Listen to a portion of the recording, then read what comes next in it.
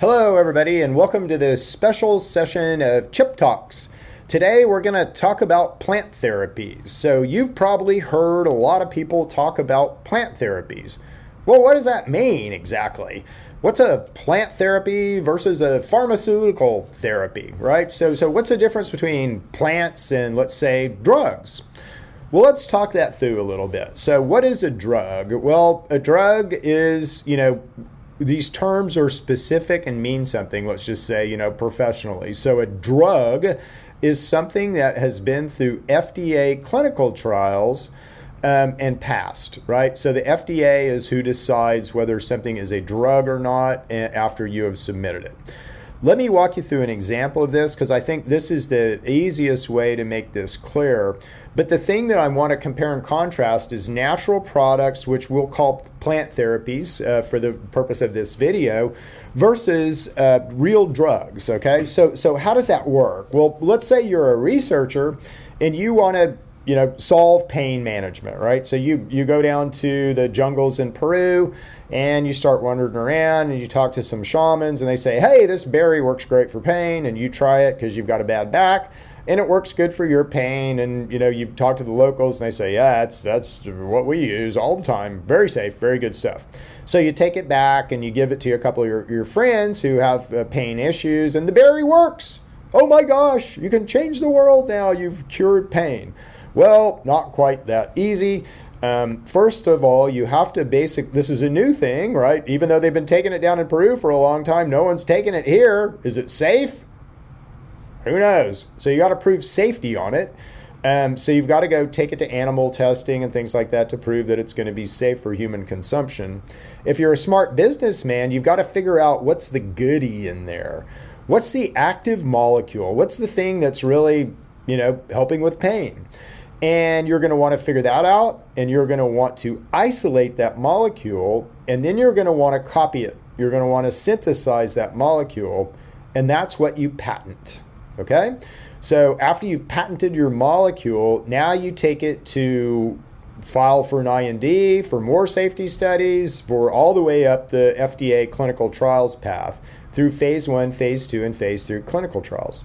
After your berry's gone through all that, then now it's a drug, and it can be prescribed by a doctor, and a pharmacist can fill a prescription prescribed by a doctor, and the FDA has approved it as a drug. So that's the way that kind of pharma works and drug development work. Now, the important thing for you to remember, and again, we're trying to give you the ability to control your health. We want you to take back control of your health, and most of us don't realize how to do that or how easy it is, let's say, to do that. Well, nature has always provided us with the cures, and pharma, every single pharma drug is based on some aspect of nature. Again, they might have come up with, created chemistry for some special drug, but that is the way exception to the rule. Most of the time, they're just copying nature and synthesizing nature. Okay, so how does this work? Is every plant in your backyard medicinal? Well, potentially. It's every plant will have some kind of what they call flavonoids that are usually special things that are special to that plant. So sage will have special stuff that only sage has. Turmeric will have special stuff that only turmeric has, and ginger will have special stuff that only ginger has. But then plants also have things called terpenes that are pharmacologically active, meaning they affect you. So if you know about cannabis, you know about terpenes, but terpenes are what give plants their pesticide ability and their kind of smell and taste, if you will. And then, some plants are super sophisticated. So if you take a plant like, let's say, something like black pepper. Black pepper has beta-caryophyllene in it, which is a terpene. And terpenes are, beta-caryophyllene in particular, is pharmacologically active at the CB2 neuroreceptor inside the endocannabinoid system. So that's super important. This is table black pepper, by the way. It also has something in it called pepperine, and pepperine slows your liver down. So it actually can help you absorb things that are hard to absorb, and it can help things stay active, like pharmacologically active, longer. So pepper is a very useful thing, but pepper is kind of a, let's say, a simple, herb. It's got two or three, four interesting things in it. And most herbs are kind of like pepper, so they've got some interesting things that will, like little screwdrivers, let's say, that you can get in and do fine work with.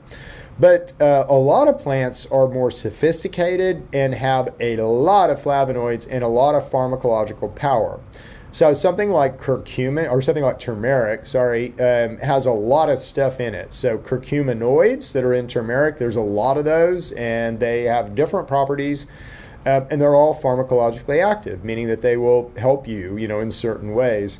Curcumin or turmeric on the whole is, it's comparable to metformin, which is the diabetes drug, right? So it's a very powerful plant. But the power of the plant is because of all these little guys that are in there that have pharmacological activity. Cannabis is probably the most active plant that I've ever run across. Cannabis has things in it called cannabinoids. So THC and CBD are cannabinoids, and cannabis can have hundreds of cannabinoids. Cannabis can have hundreds of different terpenes, and cannabis has flavonoids in it that aren't really realized by the industry yet. So a plant like cannabis is very, very pharmacologically active and very sophisticated.